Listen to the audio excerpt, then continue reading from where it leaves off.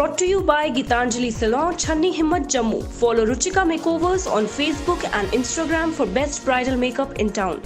Hello viewers, you're watching Jammu Links News. I am Mannat Gupta and welcome to the daily updates of Midday News. Let's begin. A 90-year-old resident of South Kashmir's Kulgam district on Tuesday died of COVID-19, taking the number of people who have died of the coronavirus disease to 24 in Jammu and Kashmir. With this fatality, the death toll due to the virus has gone up to 4 in Kulgam and overall 24 in J&K. So far, Srinagar district has the highest number of fatalities, 6 followed by Anantnag, Baramulla and Kulgam, with 4 deaths each, while Budgam and Jammu have 2 each and 1 death each has been reported from Bandipora and Udhampur. One more person tested positive for coronavirus in Kargil district in the Union Territory of Ladakh, taking the total number of cases to 53 and active cases to 10. A person who had travelled to Kargil in private vehicle from Jammu has tested COVID positive and has been admitted in the COVID hospital at Kargil.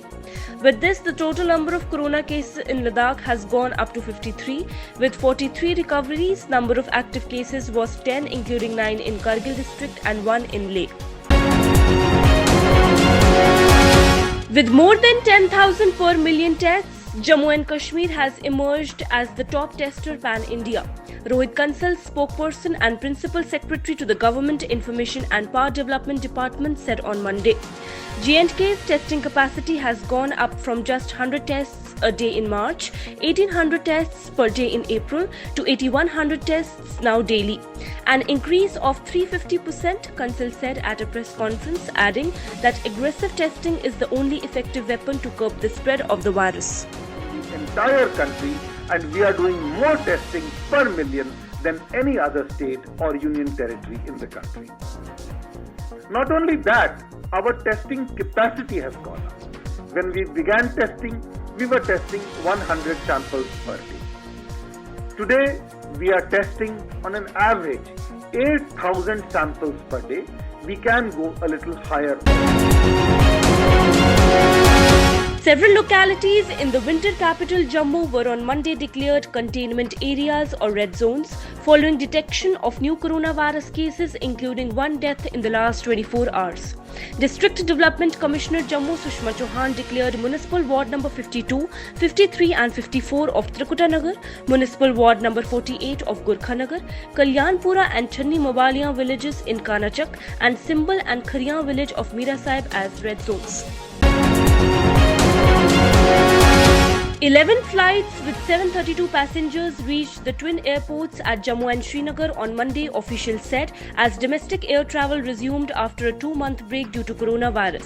While 6 domestic flights carrying about 562 passengers who were stranded in different parts of the country landed at the Srinagar International Airport, 5 flights landed at the Jammu airport with 170 stranded people. The government had made elaborate arrangements for the arrival, screening, sampling and dispatch of passengers. Union Minister Dr. Jitendra Singh has informed that Jammu and Kashmir and North East are managing corona better than many states or union territories, and this is borne out by statistical figures. Dr. Jitendra Singh said most of these positive cases have been detected from the travellers after the resumption of the movement of persons from different parts of the country.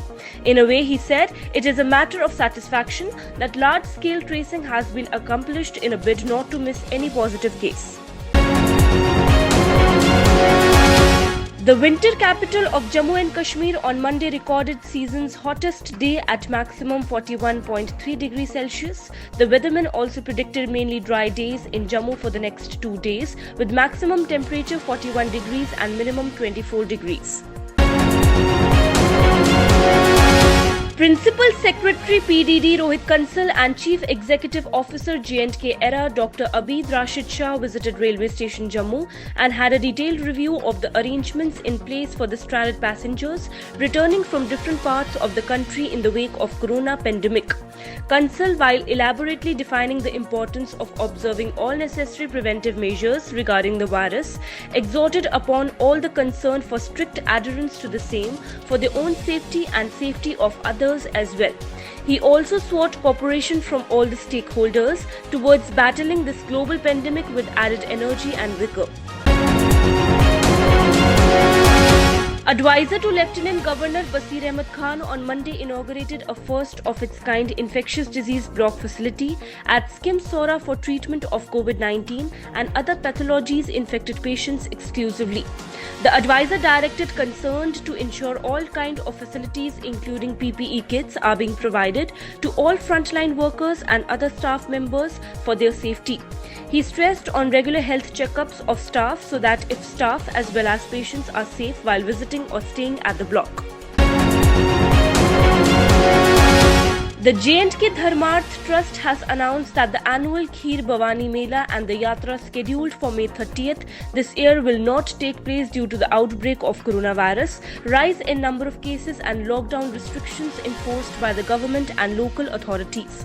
The trust said that in large interest of public health and safety, the trust has to restrict public festivities and religious activities. Hence, the Kheer Bhavani Mela would not take place this year.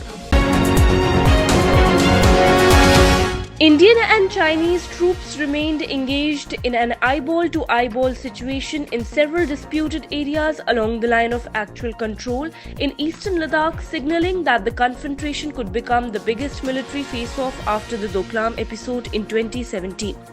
India has further increased its strength in Pangong Tso and Galwan Valley, the two contentious areas where the Chinese army is learned to have been deployed around 2,000 to 2,500 troops, besides gradually enhancing temporary infrastructure.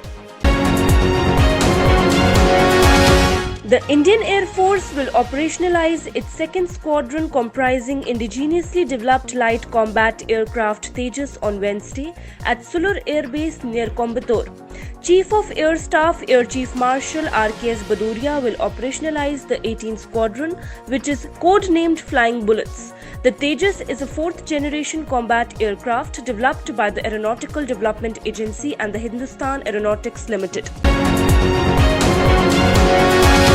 The Pakistan Army violated the ceasefire in the Balakot sector of Poonch district in Jammu and Kashmir early morning today. The Pakistan Army initiated an unprovoked ceasefire violation by firing with small arms and intense shelling with mortars across the line of control in the Balakot sector. The Indian Army retaliated befittingly to the violation. 6,535 more coronavirus cases have been reported in India in the last 24 hours, taking the total number of COVID-19 cases in the country to 1,45,380, informed Union Ministry of Health and Family Welfare on Tuesday. Out of the total, at present, there are 80,722 active cases in the country. So far, 60,490 people have been cured or discharged, and 4,167 people have died due to the lethal infection. According to the data compiled by the centre, Maharashtra has so far recorded the maximum number of cases of COVID-19 across the country, with 52,667 people. Major Suman Gawani, an Indian Army officer and women peacekeeper who has served with the United Nations mission in South Sudan, has been selected for the prestigious United Nations Military Gender Advocate of the Year award. She has been awarded for her outstanding contribution to the peacekeeping efforts in the United Nations mission in South Sudan. It is the first time that an Indian peacekeeper is being given the UN Military Gender Advocate award. Domestic flight operations have resumed at Kushok Bakula Rinpoche Airport in Ladakh's Leh district on Monday. In the fourth phase of the lockdown, people at the airport were seen maintaining social distancing, while thermal screening of passengers was also done by authorities.